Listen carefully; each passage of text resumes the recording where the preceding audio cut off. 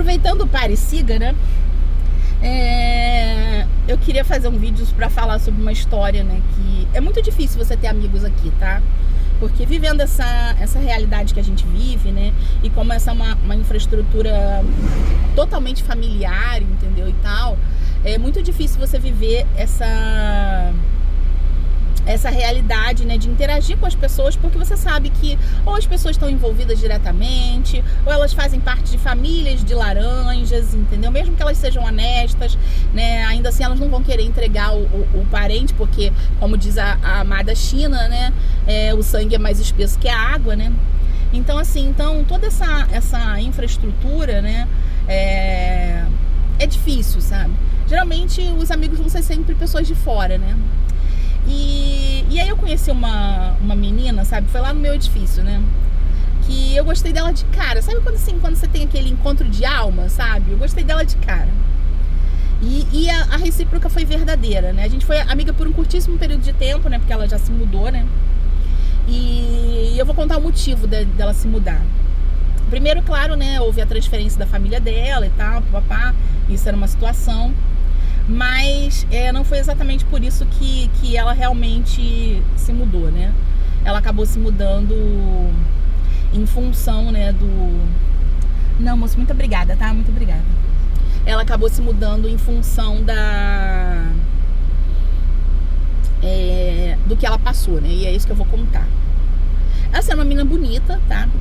E tava tendo uma obra próximo, né, ao lugar onde eu moro, tá tendo, né, ainda essa obra ainda existe lá, e que eu praticamente não me anteno sobre isso, né, e tava tendo uma obra, e ela tinha que, não, muito obrigada, e ela tinha que levar a filha dela pro colégio, né, e a menina dela, acho que tinha uns 5 anos de idade, por aí, uma garotinha linda, sabe, uma fofura, inteligente e tal, o xodó dela, sabe. E ela ia pra esse colégio para primeiro levar a menina, depois buscar a menina, né? Então ela passava pelo menos 2 vezes sozinha, né?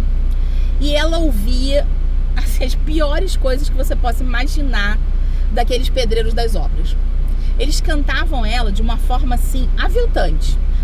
Eu sinceramente, eu acho cantado uma coisa que por si só já é aviltante. Ninguém tá te pedindo pra você fazer isso. Ninguém quer, nenhuma mulher gosta disso, tá? Nenhuma, tá? Enfim. E é assédio, tá? E ela já não aguentava mais aquela situação, sério, ela não aguentava mais aquela situação. Ela atravessava a rua, aí eles iam pro meio da rua, sabe? Pra ficar falando um monte de merda pra ela e tal.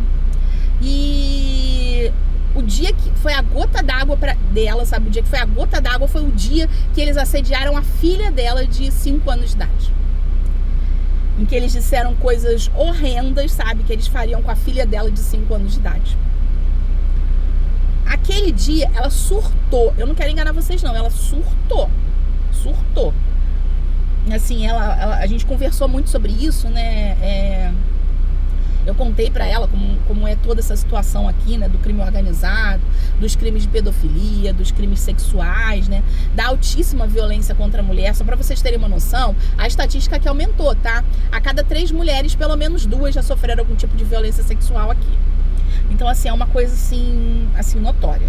Eu falo isso com o olho cheio de lágrimas, sabe? Porque eu me lembro do sofrimento dela, porque você sendo mãe, imagina, né? Você vê a sua filha passar por isso, porque ela já era obrigada a aturar, né? E ela não tinha como cortar caminho, porque o negócio ficava... A escola da menina ficava muito perto, né? Então, assim, ela era obrigada a passar por isso, sabe?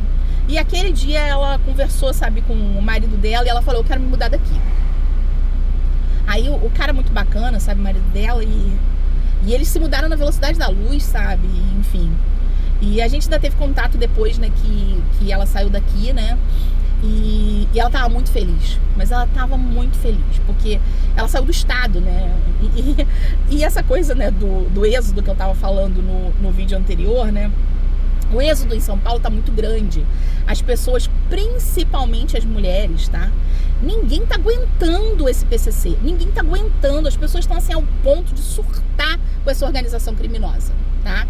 Porque assim, ninguém tá aguentando. E como as pessoas, elas não têm como se defender, porque a maioria das pessoas é como eu, pacifista, né? Não vai comprar arma pra sair matando bandido, até porque você não vai conseguir matar quase nada. Porque aqui nesse estado você tem mais de 30% da população que é de bandido, entendeu?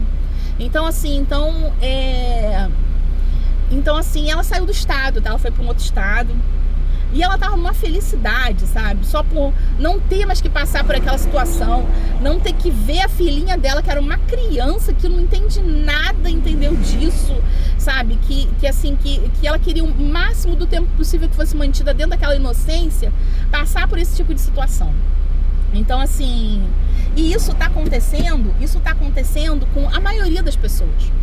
O êxodo aqui tá tão grande, assim, eles falam que é uma questão também da questão imobiliária, mas eu vou falar sobre isso no próximo vídeo, tá? Mas assim, finalizando, né? Então assim, essa situação que esse crime organizado criou, sabe, dentro desse estado, né? De querer ser o rei do estado, de querer ser o dono do estado, de querer ser o dono de tudo. E hoje eu já acredito, tá? Eu já acredito piamente, em função do dinheiro que eles administram anualmente, que eles são donos de metade dos imóveis desse estado, tá? Eu já parti pra isso. Eu já parti pra esse tipo de crença, porque não tem como, sabe? Então, assim, enfim, a gente entende o êxodo, a gente entende porque a população quer sair daqui, porque tá insuportável morar aqui.